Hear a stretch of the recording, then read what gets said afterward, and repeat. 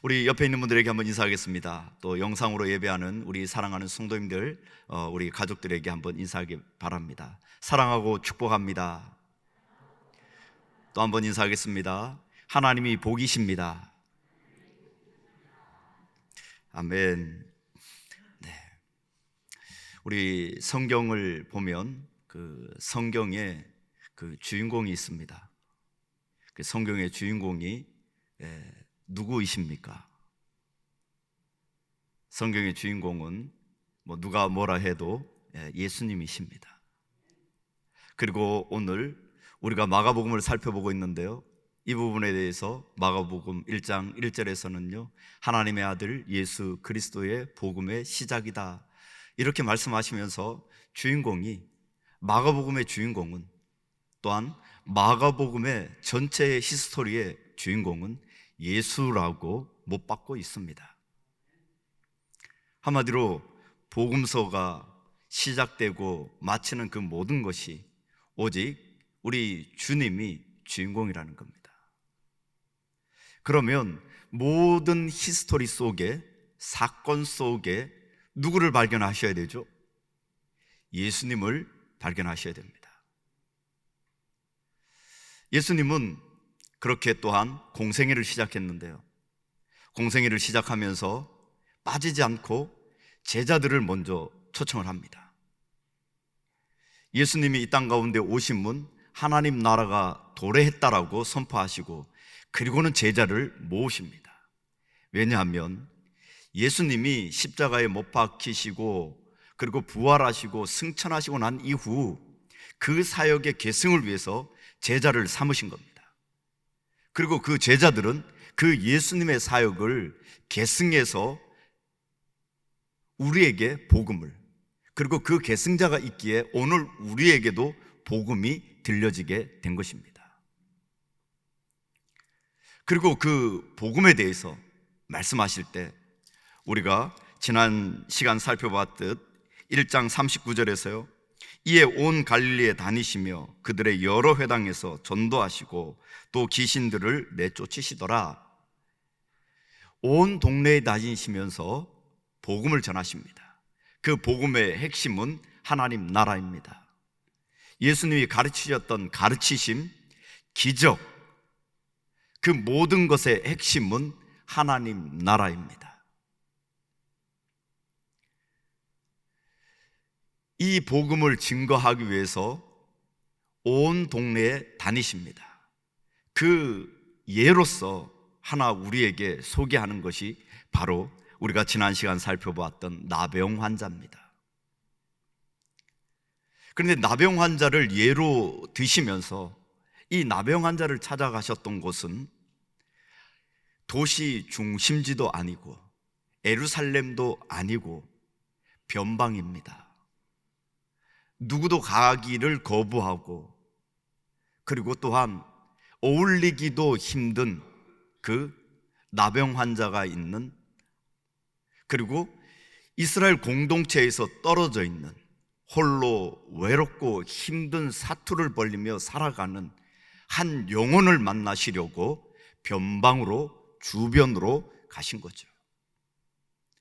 예수님의 오심은 가장 낮은 자리, 그리고 또한 그의 사역은 가장 변방에서 누구도 제외됨이 없이, 누구도 예외됨이 없이 복음을 듣고 그 구원의 기쁨과 감격 속에 아기 예수의 탄생을 들을 수 있고 또 복음을 들을 수 있는 자리에 예수님은 가셨고 거기서부터 복음이 시작되고 있다는 것입니다.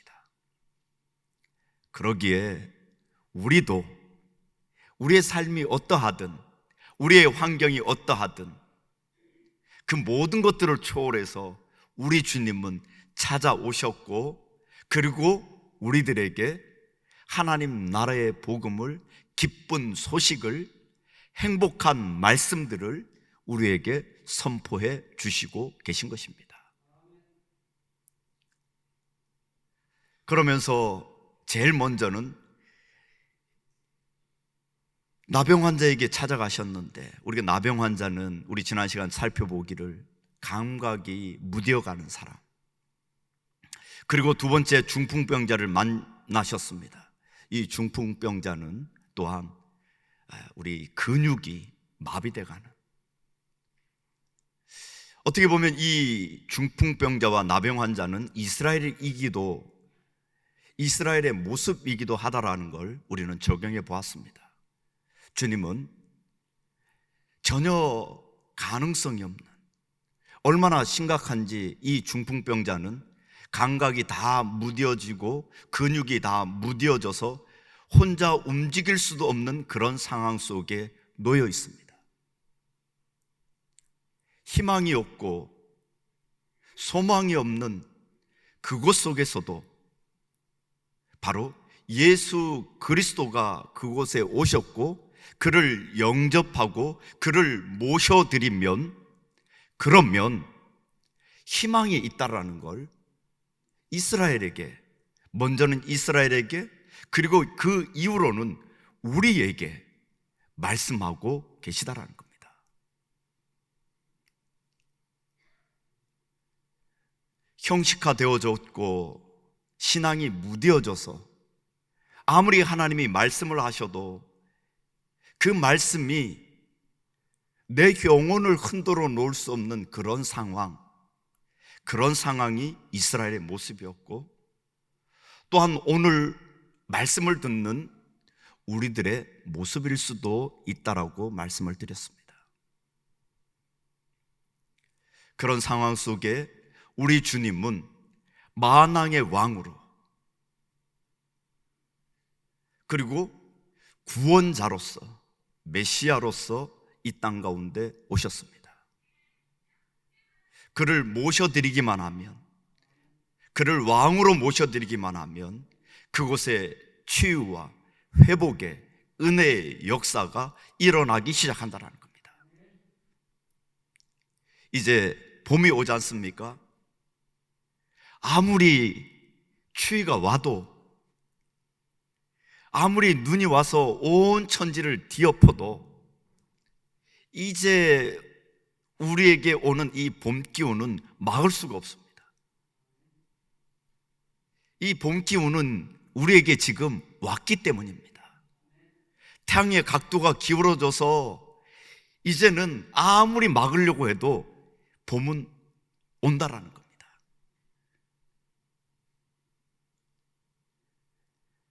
우리의 상황이 절박한 상황 속에 있든 어떤 상황 속에 있든 주님을 모셔드리기만 하면, 만왕의 왕이신 그 왕을 내 삶의 왕으로 모셔드리기만 하면, 아무리 얼어 있어도, 움직일 수 없는 절망 속에 있어도 그 속에 꽃이 핀다라고 우리에게 말씀하고 계시다라는 겁니다. 그래서 먼저는 나병 환자를 통해서요, 메시아가 오면 메시아의 사역이 무엇인지를 이 나병 환자를 통해서 말씀하고 계신 겁니다. 그래서 나병 환자의 사건을 통해서 메시아가 왔다, 그리고 중풍병자의 이 사건을 통해서 그 메시아는 바로 하나님이시다, 이 부분을 선포하고 있는 것입니다. 왕으로 오신 그 하나님을 모셔드리면 얼어붙은 우리의 삶 속에서도 희망의 꽃은 피어난다라는 겁니다. 그 하나님, 예수님이 하나님 되심을 오늘 우리가 읽은 이 본문을 통해서 증명하고 있는 것이 오늘 본문입니다. 이 예수님은 단순히 인간 예수로 온 것이 아니라 이 예수님은 나병 환자를 통해선 메시아였고 구원자였고 구주셨고, 그 구주이신 예수님은 바로 그가 하나님이시라는 걸 우리에게 본문은 증명해 주고 있다는 겁니다. 그 첫 번째 증거로서 오늘 우리 주님은 죄를 사할 수 있는 권세를 가지셨다는 겁니다. 우리 사랑하는 성도님들, 인생을 살다 보면 참 우리가 해결할 수 없는 어려움들이 많이 있습니다. 오늘 우리 여기에 청년들이 계신가요? 청년들 같은 경우는 지금 진로에 관한 그런 부분이 가장 큰 문제이고 어려움일 겁니다. 그리고 누구나 다 겪었겠지만 이성 문제. 그럼 우리 어른들은 어떤 것이 문제입니까? 코로나19의 이 상황 속에 건강이 제일 우리에게 관심사가 될 수 있습니다. 그래서 우리는 굉장히 이 건강에 대해서 지금 조심하죠. 또한 그와 더불어 코로나19가 서로 소통하고 만나는 이 부분을 막아 놓았습니다. 그러다 보니 경제적인 부분까지 지금 위협하고 있습니다. 그래서 지금 백성들은 경제적인 어려움 때문에 아우성을 치고 있습니다. 가정으로 들어가 보면 실제로 건강, 돈보다 더 어려운 문제가 있습니다. 그게 뭐냐면 자녀 문제입니다. 자녀를 키워보신 분들은 다 아시지 않습니까? 왜 자녀 문제가 어렵습니까? 내 마음대로 안 되는 겁니다. 돈은 그래도 내가 벌면 되는데 자녀는 어떻게 할 수가 없어요. 부모들이 다 공통적으로 느끼는 그런 마음 아니겠습니까? 그 자녀에 대해서는 누구도 장담할 수가 없습니다. 어느 쪽으로 불똥 튈지 모르기 때문에 내 아들은, 내 딸은 이렇게 해가지고 말하기가 참 어렵다라는 겁니다. 또 더 나아가서 우리가 살다 보면 어려운 것이 관계입니다. 관계는 한번 뒤틀어지면 풀기가 어렵습니다. 한번 꼬이면 그 매듭을 풀어나가기가 너무 힘듭니다. 외국에 선교사로 나가 있는 선교사님들하고 이야기를 하다 보면 여전히 선교사님들도 얘기하는 게 돈보다, 물질보다 더 어려운 게 외국 사람들과 관계 문제입니다. 신뢰를 충분히 쌓는 것처럼 보이지만 뒤에 가서 보면 여전히 힘든 상황, 한마디로 뒤통수를 맞는 그런 상황이 벌어진다는 겁니다. 그런데 우리 사랑하는 성도님들, 하나님은 우리에게 그것을 말씀하지 않습니다. 인생의 가장 큰 힘든 건, 인생의 가장 힘든 건 바로 죄 문제라고 말씀합니다. 이 죄가 사망을 가져왔고 이 죄가 관계를 다 파괴시켜버립니다. 그러기에 인생의 가장 큰 문제는, 그리고 우리가 해결할 수 없는 문제는 이 죄 문제입니다. 오늘 본문은 우리 주님을 통해서 이 죄 문제를 다루시고 이 죄 문제를 해결해 주십니다. 우리 사랑하는 성도님들, 로마서 5장 12절 말씀을 보면 이렇게 말씀하고 있습니다.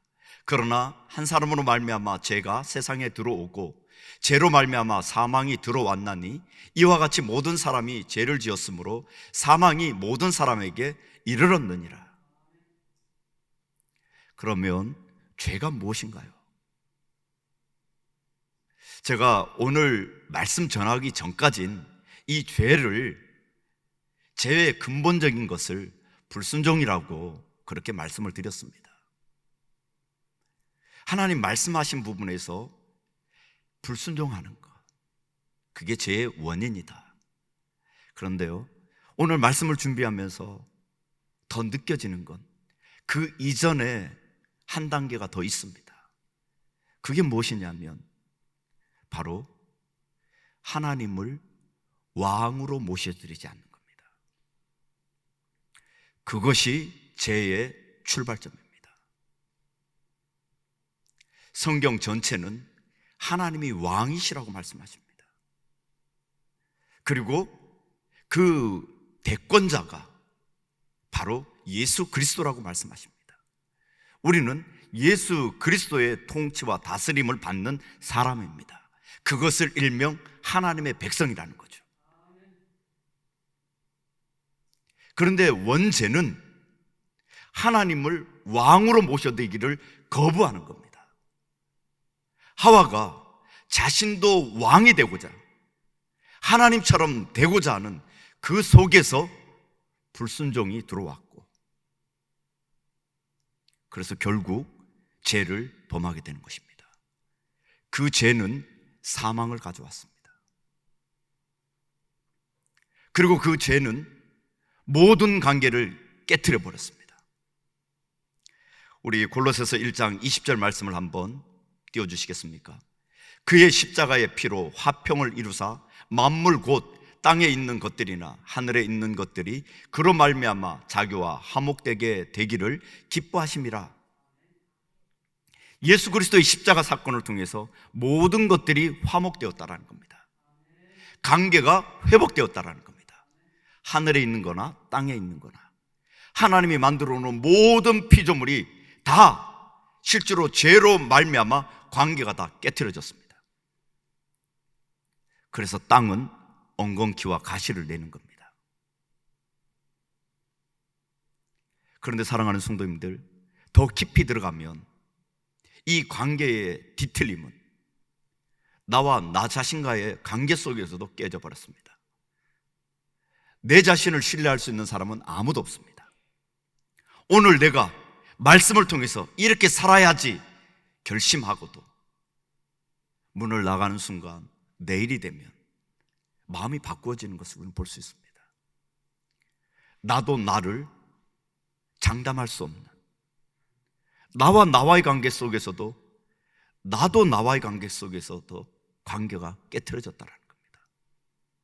그리고 하늘의 관계 속에 우주와 우주의 질서와 땅의 것들과 짐승과 식물과 모든 것들이 다 관계가 뒤틀어집니다.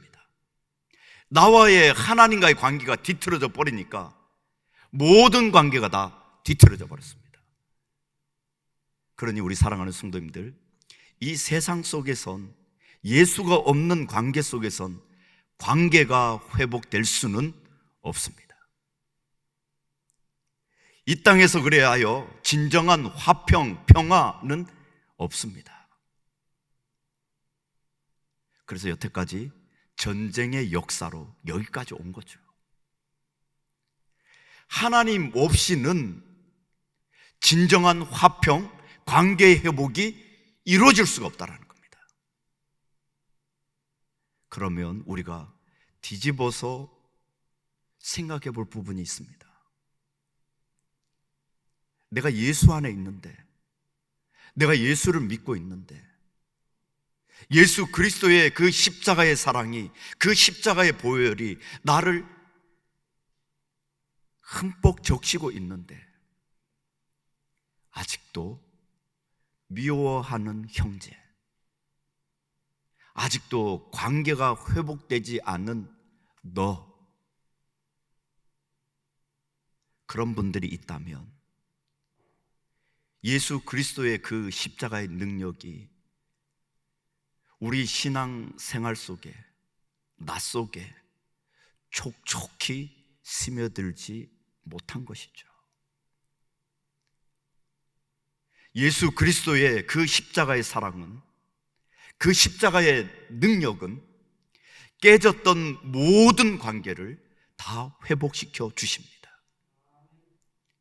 그리하여 우리 사랑하는 성도님들이, 예수 믿는 성도님들이 밟는 땅, 그 땅은 회복되어지는 땅입니다. 우리 사랑하는 성도님들이 가는 그곳, 그 어떤 곳이라도 그곳은 화평이 임할 수 있고 화평이 임합니다. 모든 관계 속에 예수 안에서 모든 관계가 다 회복되었기 때문입니다.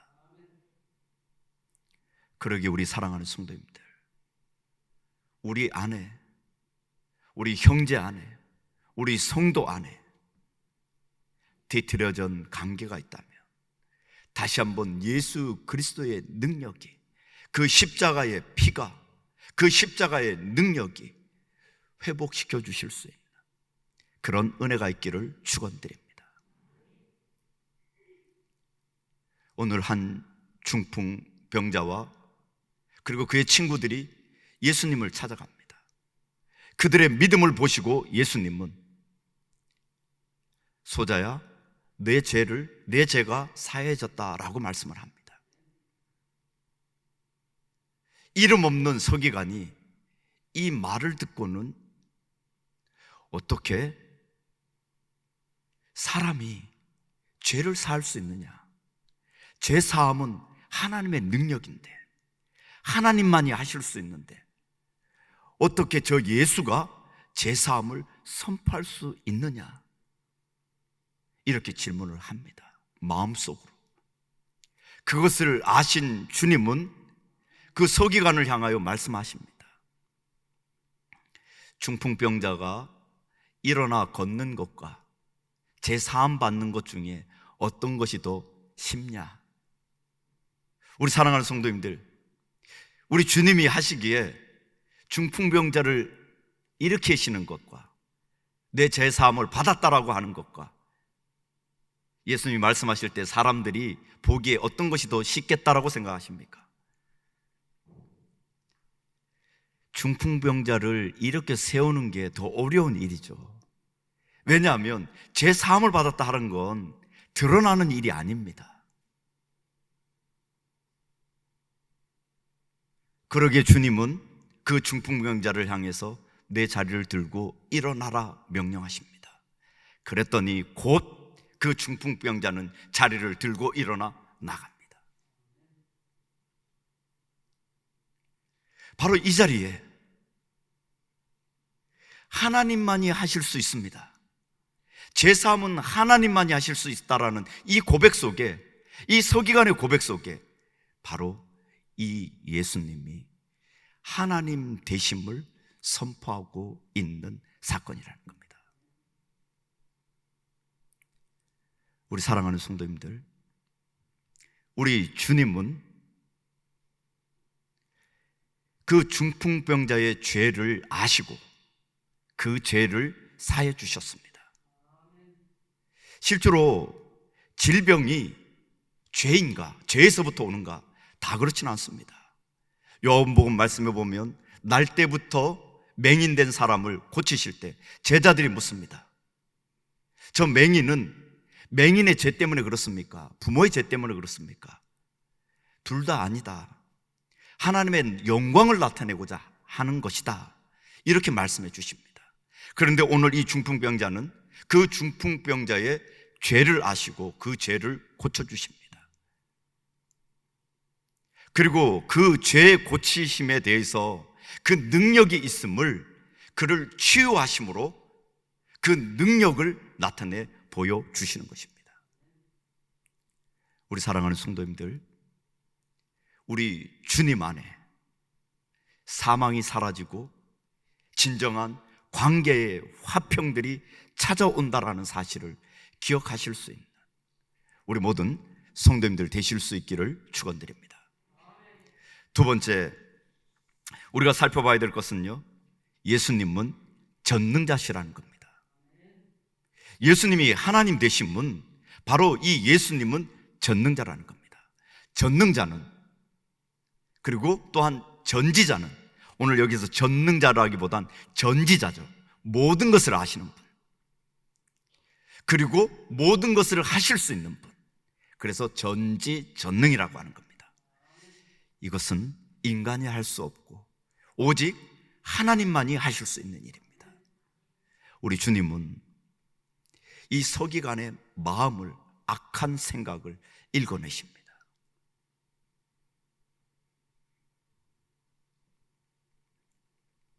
우리 주님은 또한 중풍병자의 그 죄를 읽어내십니다. 말하지 않아도 중풍병자가 어떤 죄를 짓고 있는지, 그리고 서기관이 어떤 악한 마음을 먹고 있는지를 아시는 분입니다.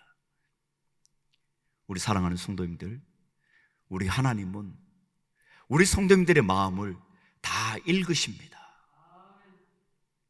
어떤 교만이 있는지, 어떤 탐욕이 있는지, 어떤 욕심이 있는지, 어떤 거짓이 있는지, 어떤 죄가 있는지 우리 주님은 다 아십니다. 참 두려운 분 아니십니까? 우리 죄를 보면 주님은 엄청 두려운 분이십니다. 그런데 우리 주님은 그것을 일방적으로 드러내지 않습니다. 왜냐하면 우리를 인격으로 대우하기 때문입니다. 그것을 드러내서 우리를 수치스럽게 만드시고 싶은 분이 아니라는 겁니다. 부모가 자녀의 수치를 드러내서 일방적으로 너 이런 사람 아니냐 이렇게 하실 수 있는 분은 아무도 없습니다. 내 자녀가 살인죄를 저질렀다 할지라도 그것을 끝까지 보호하고 막아주는 분은 부모입니다. 우리 하나님은 그런 분이십니다. 기도원 갔을 때 어떤 분이 손을 만지면 그분의 아픈 곳과 그분의 모든 것이 다 보인답니다. 그래서 한 분이 묻습니다. 너무 두려워서 손을 어떻게 만지십니까? 제가 이렇게 대답을 했습니다. 두려워하지 마십시오.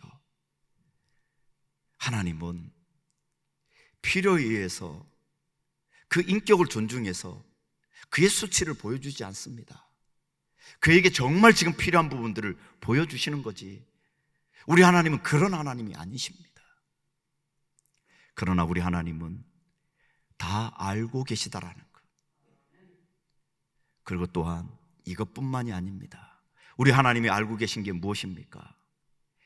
내면과 중풍 환자의 마음입니다. 낫고자 하는, 하나님이 만지시면 분명히 나을 그런 믿음, 간절함, 소망, 이것까지 읽어내시는 분이 우리 주님이십니다. 성도님들의 아픔과 슬픔과 눈물과 누구에게도 말 못하는 그런 아픈 사연들, 누가 건드리기만 해도 북받쳐 올라오는 그런 슬픈 사연들, 그리고 하나님 앞에 정말 조용히 기도할 수밖에 없는, 간구할 수밖에 없는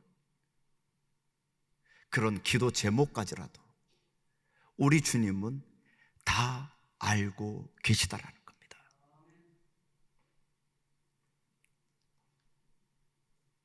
우리 사랑하는 성도님들, 그런데 우리가 여기에서 기억해야 될 것이 있습니다. 그것이 무엇이냐면, 이런 주님을 우리는 너무너무 도외시하고 있다는 겁니다. 이 주님만 잘 붙드시기만 해도 우리의 경건 생활은 흔들림이 없습니다. 나의 죄와 잘못, 나의 아픔, 고통, 눈물 다 아시는 주님, 그 주님을 인식하고 그 주님의 말씀 속에 순종하시며, 그리고 그 주님께 내 모든 아픔들을 고백하시며, 우리 주님이 들어주시는 분이시고 용서해 주시는 분이시고 용납해 주시는 분이심을 우리는 기억하셔야 됩니다. 그런데 우리는 너무 이 부분을 놓치고 사십니다.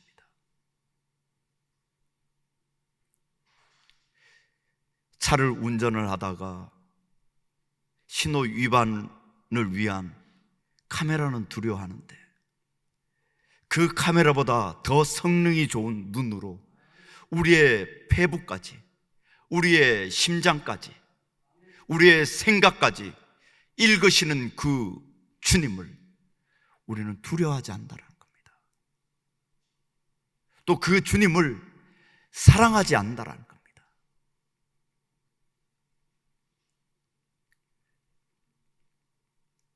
우리 사랑하는 성도님들, 우리 주님 앞에 모든 것들을 맡겨 드리시고 슬픔도 눈물도 아픔도 잘못도 다 고백해 하실 수 있기를 바랍니다. 누구를 통해서, 사단을 통해서, 예언자를 통해서 우리의 것을 드러내시기를 원하지 않는, 우리의 입술을 통해서, 나의 고백을 통해서, 하나님과 나와의 사랑관계 속에서 하나님께서 듣고자 하는 것, 하나님과 깊은 관계를 회복하고자 하는 그 하나님의 음성을 들으실 수 있는 우리 모든 사랑하는 성도님들 되실 수 있기를 축원드립니다. 결론을 맺겠는데요, 어제 제가 이런 질문을 받았습니다. 하나님 앞에 영광이 되는 삶을 살고 싶은데 어떻게 사는 것이 하나님을 영화롭게 하고 영광을 돌리는 삶이 됩니까? 제가 말씀의 결론을 다 맺은 상태에서 그 얘기를 들었습니다. 그래서 오늘 말씀 잘 들으면 답이 있을 겁니다. 그렇게 얘기 드렸는데요, 하나님 앞에 영광을 돌리는 것은요, 우리 교회의 조직, 규모, 돈, 능력, 이런 것으로 하나님 앞에 영광이 되어지는 것이 아닙니다. 영광은요, 예수 그리스도가 우리 삶의 왕이시고 그 왕을 받아들이시며 그 왕이 통치하실 때, 통치라는 건 말씀을 통해서 이렇게 해 말씀하시면 네, 제가 그렇게 하겠습니다. 오늘 중풍병자에게 일어나 자리를 들고 걸어가라 말씀하실 때 즉시 곧 아멘입니다 하고 자리를 들고 일어났을 때, 그것이 모여있는 많은 사람들에게 12절에 하나님 앞에 영광이 되었던 것입니다. 우리 사랑하는 성도님들, 하나님을 만났고 그 하나님이 내 삶의 왕으로 모셔드렸고 그 왕이 다스리고 통치하시는 그 나라 속에 하나님이 말씀하시며, 얘야 이제 땅의 것들을 내려놓고 예전에 내 자아를 내려놓고 하나님이 싫어하는 너의 모습들을 내려놓고 이제 일어나라. 일어나서 하나님의 치유와 회복과 화평과 은혜와 사랑과 그것으로 얼어있는 이 땅 속에 희망과 소망의 편지와 메시지가 되라 라고 말씀하시는, 그 말씀에 순종하는, 하나님 말씀 속에 순종하며 나가는 한 개인들, 그들을 통해서 하나님은 영광 받으신다라는 겁니다. 세상 사람들은 그런 성도들을 통해서 하나님이 영광 받으신다라는 겁니다. 변화된 나, 저 사람 분명히 중풍병자로 누워 있었는데 꼼짝도 못했던 사람인데, 우리가 세상에 잡혀서 꼼짝도 못했던 그런 인생들이었는데, 이제 우리는 하나님의 백성으로 하나님께서 주시는 진정한 자유와 평화와 은혜 속에 이 땅이 아니라 하늘의 것들을 사모하며 하늘을 사는 우리들의 모습을 보며 우리가 그리스도의 편지로 하나님의 영광을 드러내는 자들이 되는 것입니다. 돈이 많아서, 우리의 명예가, 교회의 규모가 하나님을 영화롭게 하는 게 아니라 하나님을 만난 한 영혼들의 하나님의 다스리심 속에, 그 속에서 하나님의 영광이 드러난다는 것 기억하실 수 있는 우리 모든 사랑하는 성도님들 되실 수 있기를 축원드립니다. 기도하겠습니다.